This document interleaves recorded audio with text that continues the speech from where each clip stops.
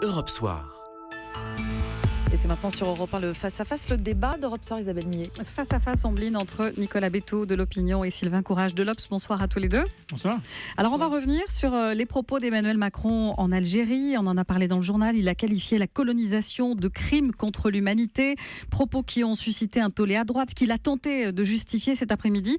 Alors je vous pose cette question à tous les deux. Emmanuel Macron a-t-il commis un crime politique en parlant des crimes de la colonisation? Nicolas Béthaud?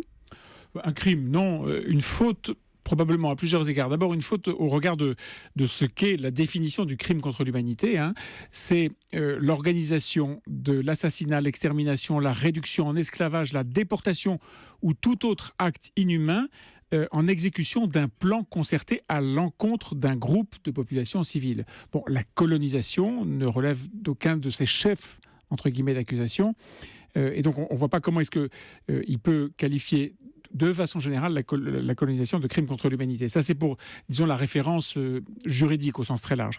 Une faute, à mon avis, au regard de ce qu'il incarne, lui, Emmanuel Macron. C'est-à-dire, jusqu'ici, on avait l'impression de quelqu'un qui essayait en permanence de rassembler. Il faisait très attention à ne pas cliver. Et là, parler de crimes contre l'humanité en parlant de l'esclavage, c'est évidemment prendre le risque de s'éloigner très très loin de ce point d'équilibre qu'il a recherché en permanence. Alors, peut-être est-ce qu'il le fait exprès. Peut-être que dans la démarche très réfléchie qui est la sienne, ça n'est pas quelque chose qu'il a fait par inadvertance, une déclaration qui lui a échappé, ces mots qui ont dépassé sa pensée, que sais-je encore. Peut-être que c'était intentionnel pour aller chercher, par exemple, des voix à gauche, et essayer de fixer un petit peu cet électorat. Et dans ce cas-là, il me semble que les réactions qu'il a provoquées ont très largement dépassé son intention politique.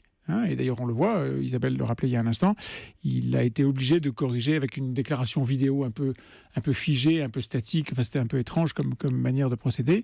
Quelque chose qui semble avoir, en tout cas, si ce n'est dépassé sa pensée, en tout cas dépassé le but politique qu'il s'était fixé. Et donc, de ce point de vue, c'est une faute, là aussi, en tout cas, sûrement une erreur de campagne. Sylvain Courage, oui, c'est une faute, une erreur ? Certainement, comme il est assez spontané, et on le voit dans toutes ses interviews, il dit des choses parfois qui peuvent être mal interprétées. Néanmoins, sur la question de la colonisation, ce qu'il a essayé de dire est assez subtil malgré tout et n'est pas faux historiquement. Alors, le chef d'accusation de crime contre l'humanité, c'est vrai que ça correspond pas. Ce sont des mots qui sont ça correspond pas précis. à la définition, mais enfin, on sait très bien que derrière la mission civilisatrice affichée de la colonisation, il y a eu un lot de barbarie, de crimes, d'actes de guerre violents, d'exploitation aussi des populations, de travail forcé, et c'est à ça qu'il faisait référence. Alors ensuite, dans la même déclaration, il disait qu'il fallait pas être dans la repentance, enfin qu'il fallait pas se couvrir la tête de cendre, mais qu'il fallait faire face et comprendre et connaître ce passé.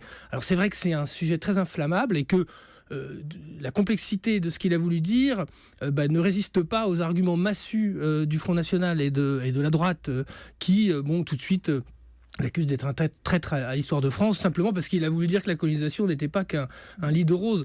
Et alors, la faute politique, je ne sais pas s'il avait des intentions politiques, il avait peut-être des intentions vis-à-vis de son hôte, l'Algérie, puisque il était en Algérie quand il a fait cette déclaration, et qu'on sait que la question de l'interprétation de la colonisation, c'est central en Algérie, puisque tout le régime, depuis les accords d'Évian, dénonce les crimes de la colonisation et fonde son pouvoir, et son pouvoir d'ailleurs autoritaire, sur cette dénonciation. Donc c'est vrai que c'est dans un contexte très compliqué. S'il avait voulu faire une leçon d'histoire, il aurait pu choisir peut-être un autre moment que cette campagne électorale. Et un autre endroit peut-être, c'est sûr. Et peut-être aussi aurait-il dû ne pas choisir de s'excuser, puisqu'il a été, si j'ose dire, un pont plus loin que tous les autres qui l'avaient précédé. C'est pas le premier homme politique français à parler de la colonisation et de dire que la France a eu des torts, et des torts graves, d'accord avec vous là-dessus, mais jamais personne n'a dit crime contre l'humanité, et jamais... y compris le président de la République, lorsqu'il s'est exprimé à plusieurs reprises vis-à-vis des Algériens, a dit la France doit s'excuser. Lui dit, et nous présentons nos excuses au peuple algérien. Ce qui est là aussi un autre pas qu'il fait très loin en avant de cette histoire. Moi, ce qui me frappe, c'est que il me semble qu'Emmanuel Macron est entré dans une phase beaucoup plus difficile de sa campagne. D'abord, les sondages commencent un peu à se retourner très très lentement, mais en tout cas, on voit qu'il est arrivé à une asymptote. Le meeting de Lyon a été plutôt raté. Ses interviews diverses et variées sont au mieux parfois incompréhensibles. La transcendance, l'immanence, enfin toutes ces notions qui donnent l'impression d'une campagne extrêmement cérébrale. Et puis on voit bien que maintenant, quand il rentre dans un sujet, il crée de la polémique. C'est le cas sur la colonisation en Algérie. C'est le cas aussi sur des propos qu'il avait déjà tenus, me semble-t-il, et qu'il répète dans l'interview à l'Obs, chez vous, Sylvain Courage, sur le fait que le gouvernement a humilié, ou en tout cas n'a pas pris assez attention aux anti-mariage pour tous. Là, il déclenche une flambée. C'est la démonstration que ce qu'il pouvait dire en essayant d'envoyer des messages à la gauche, des messages à la droite, des messages aux anti-mariage pour tous, ce qu'il pouvait faire, j'allais dire impunément et en toute tranquillité, protégé par sa popularité il y a quelques mois, il ne le peut plus aujourd'hui. C'est une nouvelle phase. Dans son statut de favori, évidemment, il veut marquer aussi cette prétention qu'il a de devenir président en essayant de se prononcer sur des grands sujets historiques ou sociétaux. Et c'est vrai qu'on lui reproche de ne rien dire, on lui reprochait d'être flou, et quand il devient plus net, ça clive. Oui, mais sauf qu'il le fait d'une façon qui est étrange, à mon avis. Et d'ailleurs, il le dit dans ses excuses, il dit j'ai un discours de vérité et de complexité. On lui demande d'avoir un discours de vérité et qui soit non pas de simplicité, mais de clarté. Pas Vous forcément disiez, de complexité. Sylvain Courage, qu'il était spontané. C'est pas un peu embêtant pour un futur peut-être président d'être spontané? Ça a fait son charme et sa séduction, sans doute, au départ, parce qu'il avait cette fraîcheur. C'est vrai que maintenant, il est épié et que chacune de ses déclarations va être critiquée. Il est la cible mouvante maintenant de la campagne, et donc on voit qu'effectivement, il entre dans cette difficulté. Ça, c'est exact.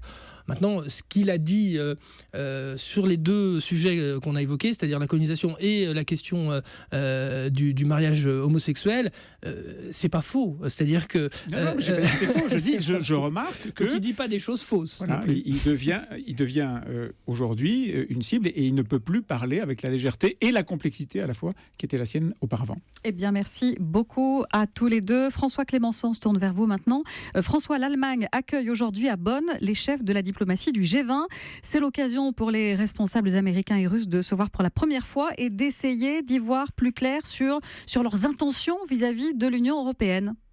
C'est vrai que depuis l'annexion de la Crimée par la Russie, le référendum du Brexit et l'élection de Donald Trump, les questions se sont multipliées sur la stratégie qu'entendaient mener Moscou et Washington vis-à-vis de l'Europe. Une chose est claire, Vladimir Poutine et Donald Trump se sont réjouis de la volonté des Britanniques de quitter l'Union européenne. Les deux leaders ont en commun cette idée très construite pour le Russe, un peu plus confuse pour l'Américain, qu'une Europe trop forte et trop unie est au mieux une concurrence nuisible et au pire une menace. Ils partagent aussi une hostilité vis-à-vis de la seule personne qui est en mesure de leur tenir tête, en la personne d'Angela Merkel. Sa longévité au pouvoir, la force de l'économie allemande, sa capacité à gouverner avec une coalition droite-gauche qui fonctionne par compromis sur l'essentiel, son humanisme qui lui fait accueillir plus d'1 million de réfugiés, son implication de plus en plus grande sur le champ diplomatique et militaire, tout cela est vécu au Kremlin comme à la Maison-Blanche comme un frein à leurs ambitions d'avoir les mains libres dans les affaires du monde. Mais alors jusqu'où la Russie et les États-Unis sont-ils prêts à aller pour déstabiliser ce rapport de force ? Pour la Russie, c'est assez clair. On voit bien que Vladimir Poutine n'entend pas céder le moindre centimètre dans la négociation qui piétine sur le dossier ukrainien par le biais des fameux accords de Minsk. L'Allemagne et la France sont les copilotes de ces tractations côté européen, et on s'aperçoit que la Russie fait de son mieux pour convaincre leurs partenaires afin de les dissuader de renouveler les sanctions économiques à son encontre, tout en encourageant les multiples partis nationalistes ou europhobes au fur et à mesure des scrutins qui s'organisent en Europe, et ce sera évidemment le cas pour la France et l'Allemagne en mai et en septembre. Côté américain, c'est plus compliqué. Donald Trump n'aime pas l'Union européenne pour ce qu'elle représente, c'est-à-dire une immense puissance commerciale qui rivalise avec les États-Unis. Il ne veut pas non plus avoir à s'impliquer dans ses affaires de sécurité, ce qui pose un problème depuis la crise ukrainienne vis-à-vis des anciens pays de l'Est devenus membres de l'OTAN et à qui il réclame davantage d'efforts pour se prendre en charge. Et alors la France, dans tout ça, François, on a l'impression qu'elle ne compte pas. C'est vrai que jusqu'à présent, le fait que la France essaye de tenir tête à Poutine tout en se méfiant de Trump ne favorise pas le dialogue et la confiance, alors qu'Angela Merkel est davantage capable de se faire entendre du fait de son leadership incontesté. Mais la France ne désespère pas de faire comprendre au président Trump que dans les autres défis que rencontre l'Europe, notamment le djihadisme terroriste. Notre pays fait plus et mieux que beaucoup d'autres. Et cet argument-là, y compris en Europe, est de plus en plus écouté. Eh bien, merci beaucoup François Clémenceau. Merci à nos 3 éditorialistes.